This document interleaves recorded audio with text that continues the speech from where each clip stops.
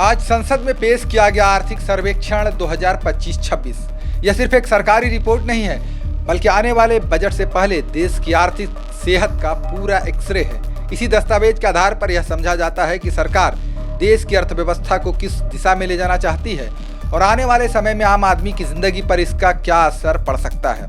दुनिया इस वक्त युद्ध, मंदी और आर्थिक अनिश्चितताओं से जूझ रही है। ऐसे माहौल में भारत सरकार का दावा है कि देश की अर्थव्यवस्था न सिर्फ स्थिर है बल्कि आगे भी मजबूती से बढ़ती रहेगी। सरकार का अनुमान है कि अगले वित्तीय वर्ष में भारत की जीडीपी ग्रोथ 6.8 से 7.2% के बीच रह सकती है। लेकिन बड़ा सवाल यही है, क्या ये आंकड़े जमीनी सच्चाई को दिखाते हैं या फिर यह सिर्फ एक आशावादी सरकारी आकलन है। आज हम इस वीडियो में आपको आर्थिक सर्वेक्षण 2025-26 को आंकड़ों, ट्रेंड्स और हकीकत के साथ विस्तार से समझाएंगे।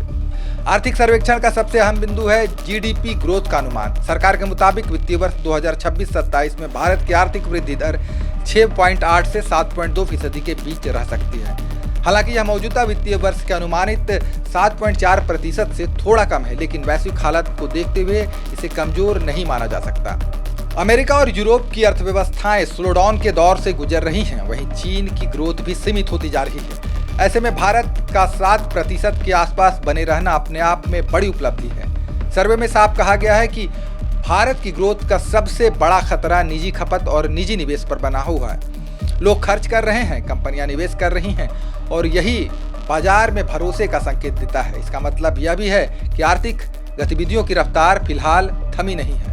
अब बात करते हैं उस मुद्दे की जो सीधे हर घर से जुड़ा है, महंगाई। जी हाँ, आम आदमी को कितनी राहत। आर्थिक सर्वेक्षण के मुताबिक अप्रैल से दिसंबर 2025 के बीच खुदरा महंगाई दर औसतन 1.7% रहा। यह आंकड़ा पिछले कई वर्षों में सबसे निचले स्तरों में से एक माना जा रहा है। वहीं सब्जियों, दालों और कुछ जरूरी खाद्य पदार्थों की कीमतों में आई गिरावट ने आम लोगों को बड़ी राहत दी है। यही वजह है कि भारत की तुलना कई विकसित देशों से की जाए तो महंगाई को काबू रखने के मामले में भारत की स्थिति बेहतर नजर आती है। हालांकि सर्वे यह भी चेतावनी देता है कि खाद्य महंगाई अभी भी सबसे बड़ा जोखिम बना हुआ है। मौसम, वैश्विक सप्लाई चेन और अंतर्राष्ट्रीय तनाव जैसी कई चीजें हैं जो इन कीमतों पर असर डाल सकती है। यानी फिलहाल राहत है, लेकिन पूरी तरह निश्चित होने का समय नहीं है। आर्थिक सर्वेक्षण में सरकार की वित्तीय स्थिति पर भी विस्तार से चर्चा की गई है। सरकार का अनुमान है कि राजकोषीय घाटा जीडीपी के 4.4% के आसपास रहेगा। यह संकेत देता है कि सरकार खर्च और आय के बीच संतुलन बनाने की कोशिश कर रही है। टैक्स कलेक्शन में सुधार हुआ है और इनकम टैक्स भरने वालों की संख्या बढ़कर 9.2 करोड़ तक पहुंच गई है। इससे साफ है कि देश की अर्थव्यवस्था धीरे धीरे ज्यादा औपचारिक हो रही है। इस बेहतर वित्तीय स्थिति की वजह से सरकार बुनियादी ढांचे पर बड़े पैमाने पर खर्च कर पा रही है, जिसे आगे की ग्रोथ के लिए जरूरी माना जा रहा है। अगर पूछा जाए कि भारत की अर्थव्यवस्था का सबसे मजबूत स्तंभ कौन सा है, तो जवाब होगा सर्विस सेक्टर। आर्थिक सर्वेक्षण के मुताबिक देश की जीडीपी में इस सेक्टर की हिस्सेदारी 53.6% तक पहुंच चुकी है। शहरी क्षेत्रों में रोजगार का करीब 61.9% हिस्सा भी इसी सेक्टर से आता है। आईटी, सॉफ्टवेयर, प्रोफेशनल और फाइनेंशियल सर्विसेज ने भारत को वैश्विक पहचान दिलाई है। हालांकि सर्वे यह भी इशारा करता है कि इस सेक्टर में रोजगार के लिए उच्च कौशल की जरूरत बढ़ रही है, जिससे स्किल गैप की समस्या सामने आती है। आर्थिक सर्वेक्षण बताता है कि पशुपालन, डेयरी और मत्स्य पालन जैसे क्षेत्रों में तेजी से विकास हुआ है। सरकार का जोर अब किसानों की आय बढ़ाने, फसल विविधीकरण और मिट्टी की सेहत सुधारने पर है। डिजिटल एग्रीकल्चर मिशन के जरिए खेती में तकनीक को जोड़ने की कोशिश की जा रही है ताकि उत्पादन और आमदनी दोनों बढ़ सके। आर्थिक सर्वेक्षण में मैन्युफैक्चरिंग सेक्टर को लेकर भी सकारात्मक संकेत दिए गए हैं। देश के मैन्युफैक्चरिंग सेक्टर का करीब 46.3% हिस्सा अब मीडियम और हाईटेक गतिविधियों से जुड़ा हुआ है। हालांकि सर्वे यह भी स्वीकार करता है कि उत्पादन लागत अभी भी ज्यादा है। अगर भारत को निर्यात के मोर्चे पर और भी मजबूत बनाना है तो मैन्युफैक्चरिंग कॉस्ट कम करना बेहद जरूरी है। अब बात डिजिटल इकोनॉमी और एआई की।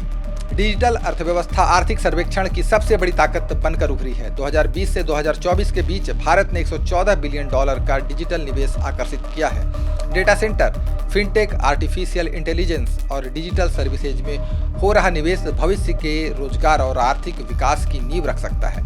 यही वजह है कि इस बार आर्थिक सर्वेक्षण में एआई पर अलग अलग अध्याय शामिल किया गया है। अब जरा विदेशी निवेश और भरोसा पर भी चर्चा कर लेते हैं। विदेशी निवेशकों के नजरिए से भी भारत की स्थिति बहुत मजबूत बनी हुई है। FY25 में सकल FDI प्रवाह GDP के 18.5% तक पहुंच गया।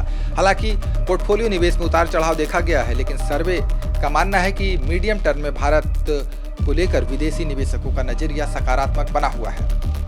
अब फॉरेक्स रिजर्व और रुपया की बात करें तो भारत का विदेशी मुद्रा भंडार जनवरी 2026 तक बढ़कर $701.4 बिलियन हो गया है। यह भंडार लगभग 11 महीने के आयात को कवर करने में सक्षम है, जो अर्थव्यवस्था के लिए एक मजबूत सुरक्षा कवच माना जाता है। रुपये में कमजोरी जरूर आई है, लेकिन सर्वे साफ करता है कि किसी भी मुद्रा की असली ताकत उसके आर्थिक बुनियादी ढांचे से तय होती है। अब रोजगार और भविष्य की भी चर्चा कर लेते हैं। रोजगार के मोर्चे पर सर्विस सेक्टर सबसे आगे बना हुआ है।